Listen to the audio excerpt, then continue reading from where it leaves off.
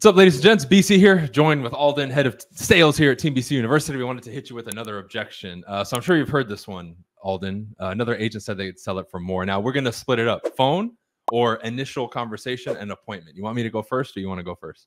You can take this one.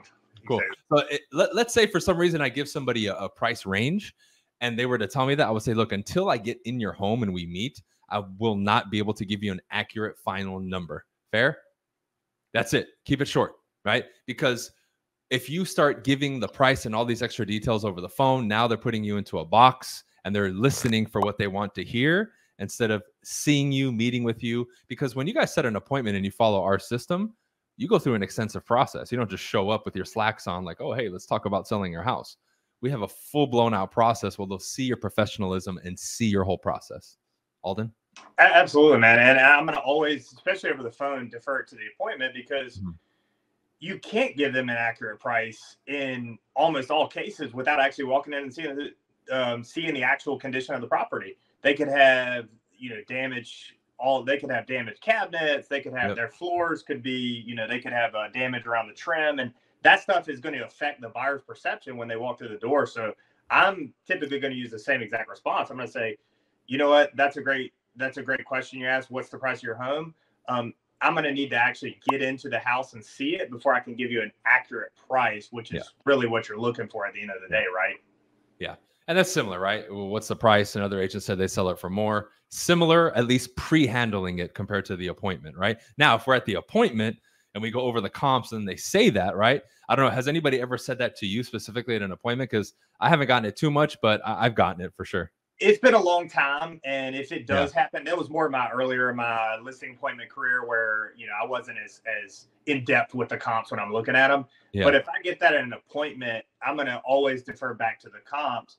Sir, you remember the exact properties that I just showed you that we just looked at, in depth, correct? And you could see where we came up with the price that you said it, not me, that, 400,000, not 450,000 is the correct price, right? Yeah. So if they're telling you that they're going to sell it for more, and we just looked at other properties that are a higher value than yours, please explain to me how they're going to be able to sell it for more. Yeah, because the only response I ever get is, well, they said they could sell it for more. Yeah, and great. And I would love to sell it for that same price too, but we just looked at the reality, which we went over, correct? Yep. So, based on what we looked at, please, again, explain to me how they're going to be able to sell that for 450, and I get them to explain it, and a lot of times they start stumbling. Well, I guess you're right, Alden. And they either end up not listing or they end up signing on the spot. Yeah. Or I tell them, I say, okay, let me give you this example, Mr. Seller, and I just put them in the buyer's shoes.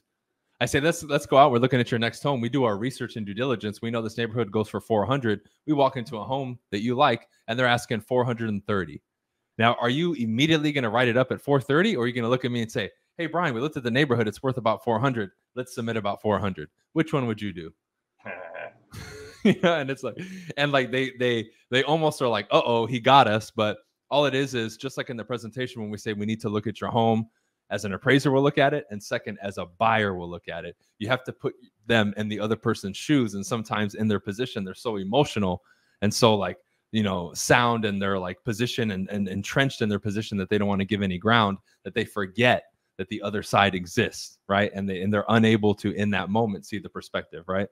I love that, dude, because whenever, and that's the great point, whenever I put them in the other person's shoes, they always choose the answer that you want them to choose.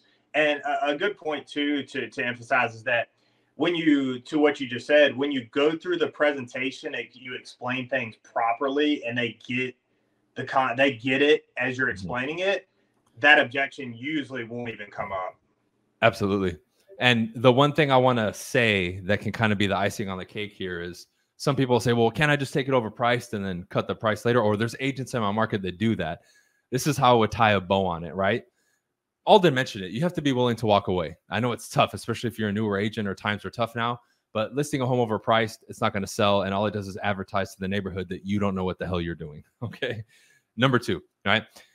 I tell them, I say, look, Mr. and Mrs. Seller, there's one reason I would tell you that I could sell it for more, even though the facts state differently. Do you know why? There's one reason. Why is that? And they're going to say what? I'm saying because then at that point, I'm willing to do anything just to get the listing and get you to agree to sign with me. Right? Now, why does that hurt you in the long run? Okay, we put it on the market. We both know it's not going to sell. We both know, right? Time goes on, 15 days, 30 days, 45 days, 60 days. Now, if we don't get any traction, what's the first thing I'm going to do when I come to you if I want the home to sell? I'm going to ask for something. What do you think that is? I have a feeling just like my last agent, you're probably going to lower the price. Right. Now, you know, whatever. If a mistake is made, a mistake is made. But when we look at any commodity for sale, like a car, a home, right? And it has a days on market, meaning people know how long it's been on the market. The longer that number goes and the higher it goes, the worse it makes that product or thing look, right? Yeah, that's very true. Very true. So that same home or product, let's say it's worth $1,000. If it's worth $1,000, but we see, hey, this has been sitting for 6 months, are people going to pay $1,000 for it, or are they really going to haggle and pay less? They're probably going to haggle. All right. So in the long run, you lose because not only did you agree to that inflated price and take longer to sell, now your home, if it was worth that price, will now sell for less because it sat on the market longer. Does that make sense?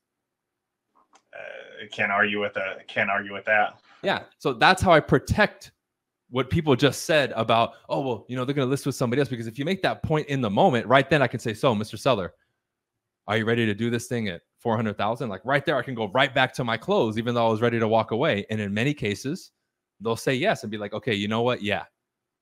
And that's how you, or you walk away. You walk away because if you take a listing overpriced, there's no consequences for us. We don't get sued for malpractice or, you know, get a point on our record. It's just expected, bro. Right. And it's almost like expected. Oh, no, just get your sign in the front yard. Just get that first one, even if it doesn't sell. I'm like, what are you guys teaching these agents? It's insane. Anything else?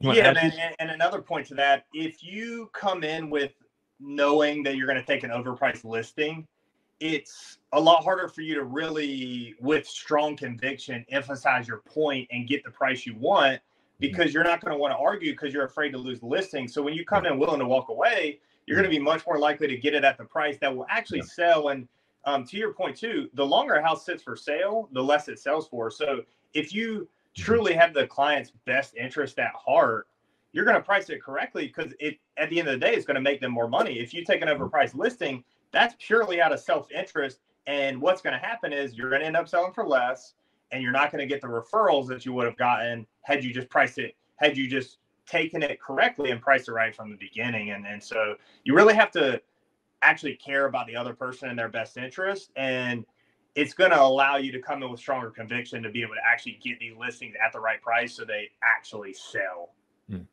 Nice. Cool. All right. I appreciate you guys tuning in.